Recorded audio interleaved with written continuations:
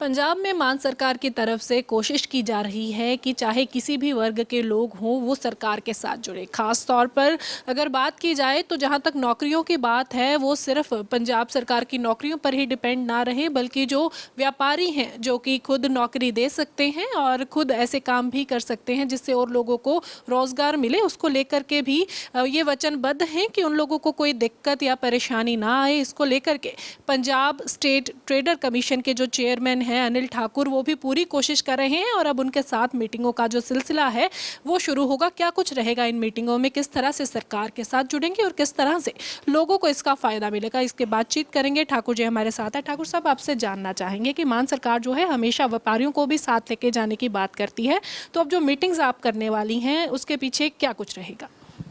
पहले सभी को नमस्कार। अभी जो मेरे को जिम्मेवारी वाली है पंजाब स्टेट कमीशन की, मेरे पास जो डिपार्टमेंट है एक्साइज एंड टैक्सेशन, जिसमें कि मैंने सरकार और व्यापारी के बीच में जो ब्रिज का काम करना है उसके रिलेटेड, क्योंकि व्यापारी है जो हमेशा उसकी कोई पिछली सरकारों में सुनवाई नहीं हुई, उसको देखते हुए हम जब इलेक्शन से पहले मान साहब ने और मैं as a president Punjab election से पहले होता था, तो मैं पंजाब में 80-85 मीटिंग की लगातार। तो उसमें से एक बात निकल के आई कि व्यापारी को एक अच्छे लीडर की ज़रूरत है, अच्छे एक व्यापार को समझने वाला व्यक्ति हो और एक व्यापारी हो जिसकी मुश्किलें एक व्यापारी ही समझ सकता है। तो उसके लिए भी मैंने बहुत कोशिश की सबको व्यापारियों को एक मंच पे लाने की, और व्यापारियों ने हमारा बहुत साथ दिया और सब खूब बढ़ चढ़कर उन्होंने इलेक्शन में योगदान दिया, जिससे हमें 92 सीटें मिली। उसके बाद जो हमने व्यापारियों से प्रॉमिस किया था उसके देखते हुए मान साहब सरकार जी ने सीएम साहब ने मेरे को एक जिम्मेवारी दी जो स्टेट कमीशन की है, और व्यापारियों को मजबूत किया। क्योंकि ये पहले पंजाब ट्रेडर्स बोर्ड होता था कि उसको डिज़ोल्व करके मान साहब ने इसको कमीशन बनाया। कमीशन में कुछ पावरें व्यापारियों को ज़्यादा दी, यानी कि व्यापारियों को 70% से जो लूट जो चोर समझा जाता था उसको देखते हुए तो मान साहब ने इसको मजबूत किया। जो मेरी जिम्मेवारी अब है, क्योंकि मेरे को बने हुए 4-5 महीने हो गए, कुछ इलेक्शन की वजह से और कई चीज़ों की वजह से, गुजरात की वजह से, अब मैं जो पंजाब की मीटिंगें करने जा रहा हूँ डिपार्टमेंट से एक्साइज एंड टैक्सेशन से, उसमें क्या होगा, व्यापारी और इंडस्ट्रीज जिसकी कोई ग्रीवेंस है, किसी भी कोई चीज़ की प्रॉब्लम है टैक्स के रिलेटेड, वो जो मौके पे होगी, जो अफसर साहबान बैठे होंगे उससे मौके पे हल करेंगे। नहीं तो जो मेरे को जिम्मेवारी ब्रिज का काम है वो मंत्री हरपाल चीमा जी फाइनेंस मिनिस्टर के पास के लेके जाओ, सीएम के पास लेके जाएंगे। और भी इसमें क्या है, कोई पहले जो सरकारें होती थी वो जो भी कोई भी व्यापारियों के लिए पॉलिसी बनती थी वो इसी कमरों में बैठ के बनती थी। इस बार क्या होगा, जो भी व्यापारी, मैं जब मीटिंगें करूंगा, जो व्यापारियों की कोई टैक्स के रिलेटेड, टैक्स में इम्प्रूवमेंट के लिए जो भी कोई पॉलिसी लेके अच्छी पॉलिसी होगी वो मैं मान साहब तक और चीमा साहब तक पहुंचाऊंगा, जिससे कि हमारा जो रेवेन्यू है बढ़ सके और जीएसटी भी बढ़ सके। और एक फ्रेंडली माहौल चाहिए। जब व्यापार करता है उसके ऊपर एक प्रेशर नहीं होना चाहिए। जब प्रेशर होता है, व्यापारी हमेशा टैक्स देता है। टैक्स के लिए जैसे कि व्यापारी और सरकार में इसका फ्रेंडली माहौल चाहिए। फ्रेंडली माहौल तभी बनेगा जब भी उनके बीच में जाके, ऑफिसर साहबान के बीच में और व्यापारी के बीच में बैठ के मैं मौके पे कोई भी उनकी प्रॉब्लम सॉल्व करें और उनको दिलासा दिया भी आपके ऊपर कोई प्रेशराइज नहीं है। तो जिससे कि व्यापारी एक समझता भी हमारा एक व्यापारी भाई एक जिम्मेवारी पोस्ट पे बैठा है, तो वो हमारी प्रॉब्लम को सॉल्व करेगा। बिल्कुल। ठाकुर जी, ये भी जानना चाहेंगे कि ये मीटिंग जो है ये कब से शुरू होंगी और कहाँ पर होंगी? क्या व्यापारियों को चंडीगढ़ आना पड़ेगा? नहीं, जिस कई व्यापारियों को यदि कोई इमरजेंसी होती है वो चंडीगढ़ भी आते हैं, मेरे पास ऑफिस भी आते हैं, तो वो मैं प्रॉब्लम लेके मैं फाइनेंस मिनिस्टर साहब के पास भी जाते हूँ, सीएम साहब के पास भी भेजता हूँ, या अदर डिपार्टमेंट्स हैं उनके पास भी मैं भेजता हूँ। तो उनके लिए कोई ज़रूरी नहीं है भी यहाँ पे चंडीगढ़ आना चाहिए। मेरी व्हाट्सअप नंबर भी जारी किया हुआ है और भी मेरे को मेल भी कर सकते हैं।